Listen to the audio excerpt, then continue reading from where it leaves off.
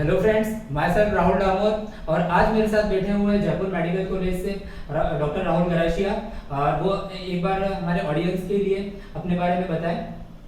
Hello dear my friends and dear my students, मेरा नाम doctor Rahul Garasia है। मैं खेरवाड़ा से हूँ और मैंने अपने MBBS SMS medical college Jaipur से क्लियर किया मैंने। और अभी मैंने एमबीबीएस क्लियर हो गई और मैं अभी इसके बाद पीजी की तैयारी कर रहा हूँ। और अभी मैं उदयपुर में अनंता मेडिकल कॉलेज में उसमें जूनियर रेजिडेंट के पोस्ट पे वहाँ पे पोस्टेड हूँ। उसके साथ ही मैं अपने पार्ट टाइम जॉब के साथ पार्ट टाइम जॉब कर रहा हूँ और उसके मैं स्टडी भी कर रहा हूँ पीजी की तैयारी।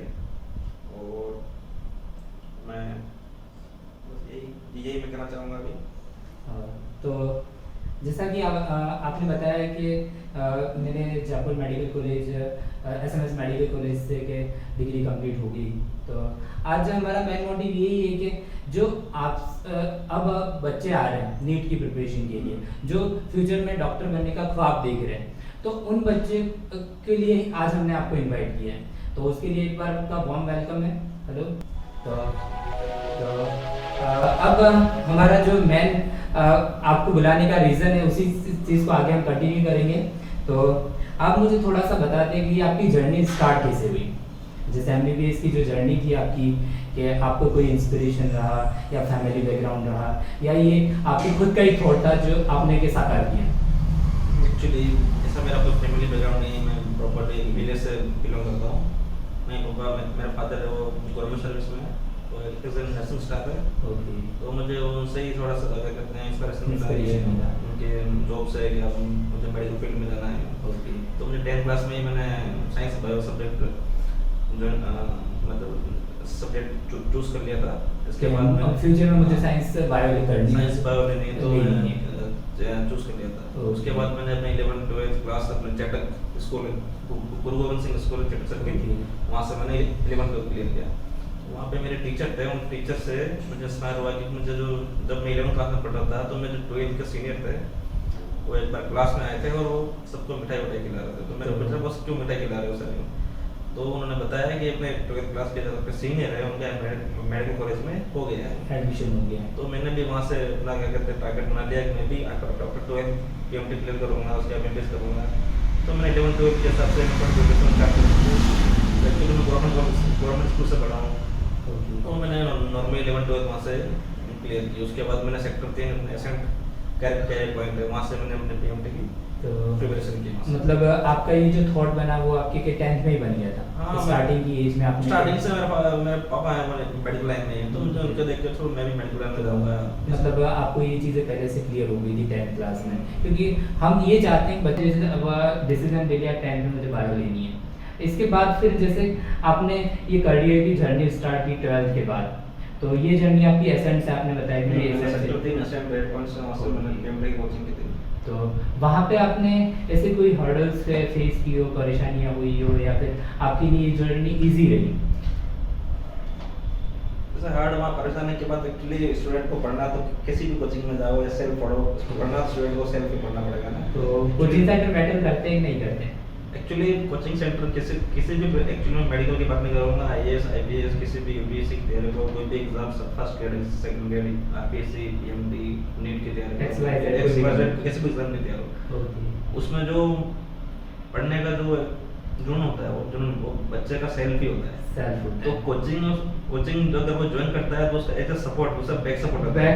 Coaching only for back support है। कोचिंग उसको पास नहीं करा रहा है, पास वो खुद हो रहा है। कोई भी क्लियर एग्जाम वो खुद क्लियर कर रहा है, उसको सक्सेसफुल वो खुद हो रहा है क्योंकि वो खुद पढ़ रहा है उसको। तो कोचिंग एज ए उसको बैक सपोर्ट करना है, उसका सपोर्ट गाइड कर रहा है, उसको वे बता रहा है कि इस वे से आप पढ़ो, इस वे से आप प्रिपेयर करो तो आपको इस एग्जाम में आप क्लियर कर पाओगे। तो कोचिंग एक तरफ से कोचिंग कोई नेसेसरी या जरूरी नहीं है आप कोचिंग में जाओगे तो ही पास होगे ना। पास होने के लिए किसी भी एग्जाम को क्लियर करने के लिए कोचिंग वे नहीं है। कोचिंग खुद आपको एक वे बना के देता है, आप इस तरह के पढ़ोगे तो आपको अचीव करोगे। मतलब आपका जो गोल आपको इजीली मिल जाएगा।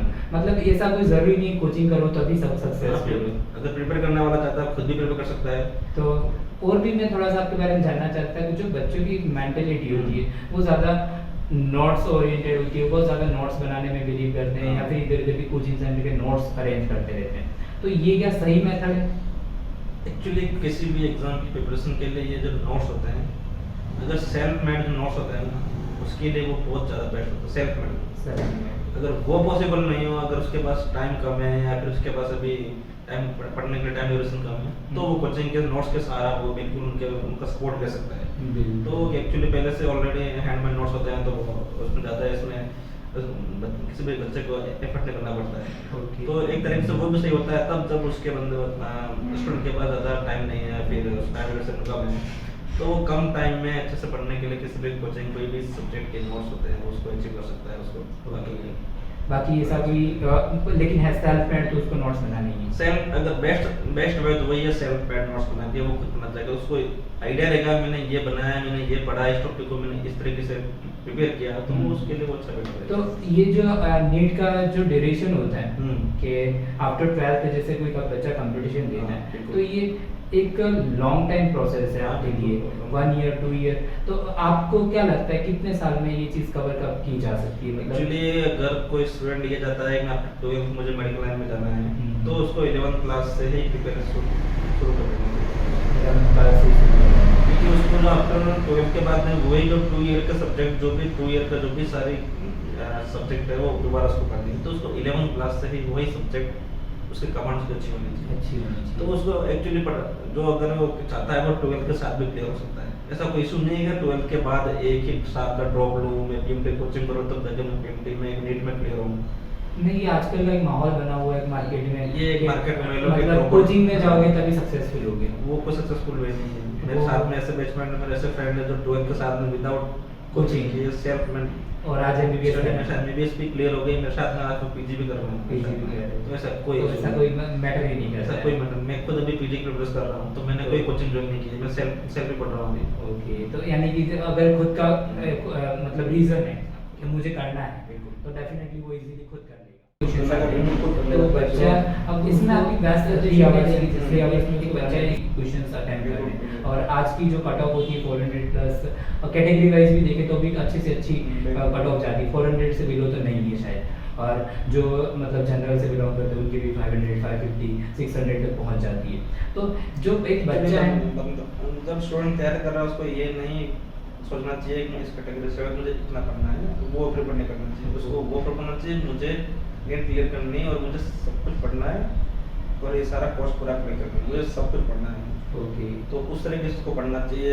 ये बिल्कुल सोचना चाहिए कि मैं इस कैटेगरी में आता हूँ इतना ही पढ़ना चाहिए, मुझे इस कैटेगरी में मुझे इतना ही मतलब पहले से अपने को कुछ बाउंड नहीं करना, कैटेगरी में ये इसमें इन्वॉल्व नहीं करना चाहिए स्टडी में। स्टडी को एज इट इज 100% देगा, 100% दोगे तभी आगे कुछ अचीव होगा। तो जैसे आपने ये जर्नी शायद 2014-15 में कुछ स्टार्ट की हुई थी, जब मैं 12th क्लास पढ़ता था तब से मैं स्टार्ट। तो आपने यहाँ पे जब टाइम लिया था कितने घंटे एफर्ट लगाए थे?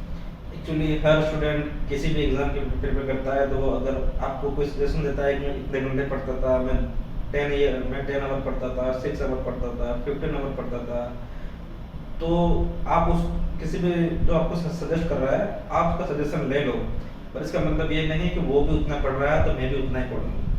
हर स्टूडेंट को अपनी कैपेबिलिटी, अपना जो भी एफर्ट होता है उसको आइडिया रहता है कि मुझे इतना पढ़ना है और मुझे इतना नॉलेज गेन करना है, तो उसको अपने हिसाब से उतना स्टडी करना चाहिए।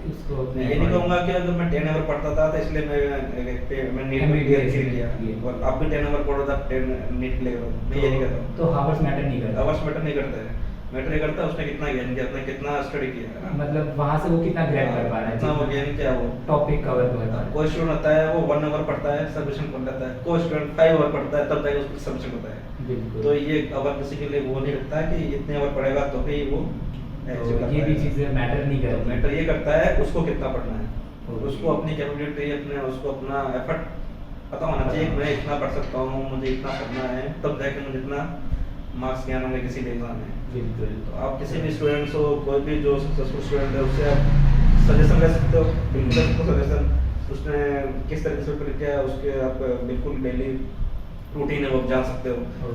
लेकिन ठीक है अगर कोई फॉलो कर सकता है, करना चाहे कि उसने ये रूटीन बनाया, मैं भी इसी रूटीन को फॉलो करूं, तो वो सबके लिए सक्सेसफुल नहीं होता है। हाँ देखो सबकी यूनिक आइडेंटिटी अलग है, सबकी यूनिक आइडेंटिटी है, क्योंकि सबको अपनी कैपेसिटी पता होता है मुझे कितना पढ़ना है। तो हम हावर्स के अकॉर्डिंग भी नहीं देख सकते। आवर से करने नहीं दे सकते, पर ये है कि मिनिमम जो भी आवर उसको 5 to 6 आवर है, कोई भी एग्जाम है ना उसके लिए 5 to 6 आवर मिनिमम।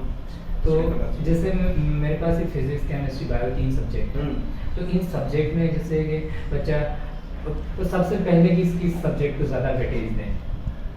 इसमें एक्चुअली एग्जाम के पैटर्न के अकॉर्डिंग उसको पढ़ना चाहिए।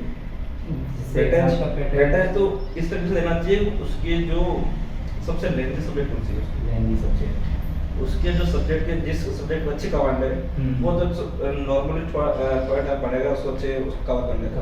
जिस सब्जेक्ट में वो नहीं पढ़ पा रहा, उसमें उसका टॉपिक क्लियर नहीं हो पा रहा है, जिसमें उसका मार्क्स गेन नहीं हो रहा है, तो उस सब्जेक्ट को ज़्यादा लगाए, ज़्यादा उस पर ज़्यादा स्टडी करे, तो उसके लिए बेटर रहेगा और कंपटीशन निकाल हर स्टूडेंट के लिए कोई भी अपना कोई सब्जेक्ट किसको अच्छी मोस्टली बच्चे कहते हैं बायोलॉजी अच्छी लगती है, और कुछ बच्चे कहते हैं केमिस्ट्री जिसकी जिसमें एफर्ट करना है, जिस सब्जेक्ट में जिसकी कमांड करना है वो सब्जेक्ट को पहले उसको क्लियर करना चाहिए, उसको थोड़ा ज़्यादा टाइम देना चाहिए। वो स्टूडेंट को उस पे ज़्यादा ध्यान, वो स्टूडेंट को सेल्फ पता है मेरे ये सब्जेक्ट वीक है तो मुझे इस सब्जेक्ट में ज़्यादा टाइम देना है।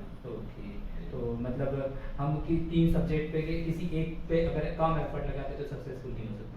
ऐसा कुछ नहीं है, मतलब वही है जिस सब्जेक्ट में उसकी वीकनेस है वो सब्जेक्ट को उसको सुधारनी तो है ही, मतलब उसको तो वो कवर करना है, उसको कवर करना ही है। तीनों सब्जेक्ट को इक्वल इंपॉर्टेंस देंगे, इक्वल है, क्योंकि इक्वल सब्जेक्ट दोगे तब जाके बेटर दोगे तब जाके आप सही मार्क्स भी। तो आई थिंक हम डॉक्टर साहब ने बहुत अच्छे से इन चीज़ों को बताई कि किस तरह की आपकी स्ट्रेटजी होनी चाहिए।